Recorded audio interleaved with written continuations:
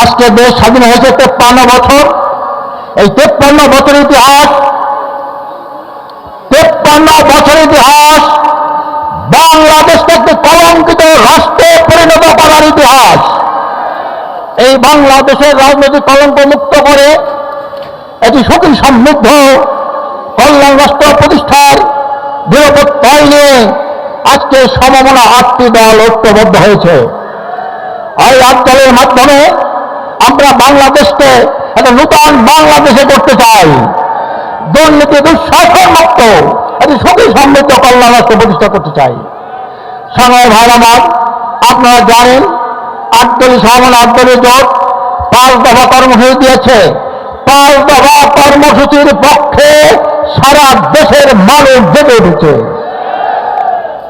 আজকের আমি সরকারকে বলবো, 5 দফা হলো জনতার দাবি, মুক্তির দাবি, সুষ্ঠু একটা নিরপেক্ষ নির্বাচনের দাবি। আপনারা যদি 5 দফা দাবি না মেনেন, লেভেল প্লেইং ফিল্ড করতে না পারেন, আপনি কিন্তু এই যদি নির্বাচনে জনগণভাবে নির্বাচন হয়, ভোট কারচুপি হয়, ভোট ডাকাতি হয়, আপনার পরিণতি কিন্তু ভালো হবে না। সংগ্রামী ভাইরা আমার, আজকের 8 দল আমরা ঐক্যবদ্ধ হয়েছি। আপনারা কাঁধে কাঁধ নিয়ে কাজ করবেন।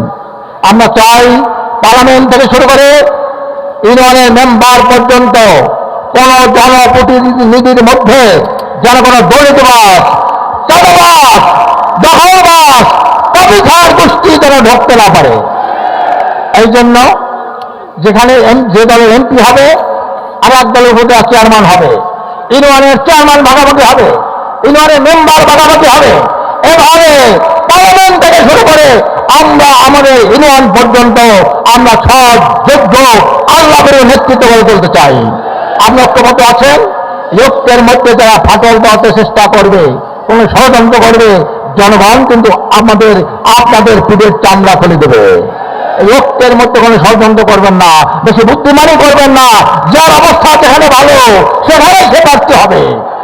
কাজে প্রিয় ভাইরা আমার, আসুন আমরা বাংলাদেশটাকে একটা নূতন বাংলাদেশ করবো, দুর্নীতি দুঃশাসন মুক্ত একটা সুখী সমৃদ্ধ কল্যাণ রাষ্ট্র প্রতিষ্ঠা করবো। আর কোন চাঁদাবাজ, কোন দখলবাজ, জালেম শাসক যাতে আর ক্ষমতা আসতে না পারে। এই জন্যে আমি আপনাদেরকে উদ্যত আহ্বান জানাই, আগামী নির্বাচনে ইতিমধ্যে সারা দেশে খবর হয়ে গেছে, আগামী দিনে 8 দলীয় জোট আগামী দিনে সরকার গঠন করবে। জনগণের প্রত্যাশা যেন আমরা পূরণ করতে পারি, জনগণের সাথে কোনো গাদ্দারি না করি, দলীয় স্বার্থ না দেখে জাতীয় স্বার্থকে বিবেচনা করি, তাহলেই কিন্তু জনগণের এই ধারণা, এই পারসেপশন আমরা পূরণ করতে পারবো। আল্লাহ পাক আমাদের সবাইকে সঠিকভাবে দিন বাস্তবায়নের তৌফিক দান করুন। আমিন। ওয়া আখিরু দাওয়ানা আনিল হামদুলিল্লাহি রাব্বিল আলামিন।